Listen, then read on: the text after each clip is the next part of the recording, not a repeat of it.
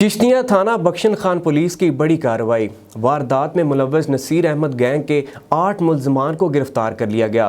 कब्जा से 6 मोटरसाइकिलें, 27 मोबाइल फ़ोन्स, 2 लाख रुपए नकद और वारदात के दौरान इस्तेमाल होने वाला असलहा नाजायज़ बरामद। इस मौका पर SDP सर्कल चिश्तिया ज़ुबैर बंगश ने प्रेस कॉन्फ्रेंस की। आज मुझे बड़ी खुशी हो रही है कि हमने सर्कल चिश्तिया के अंदर थाना बख्शन खान के SHO ने बहुत अच्छी कार्रवाई की है और ये एक टीम बनाई गई थी। दरअसल हमारे पिछले 2-3 महीनों से सर्कल चिश्तिया में डारावाला, बख्शन खान और सदर के एरिए में एक गैंग मुतहरक था जो मोटरसाइकिल स्नैचिंग और मोबाइल स्नैचिंग में मुलव्वस था और इसके अलावा घरों में भी ये वारदातें करते थे घुस के।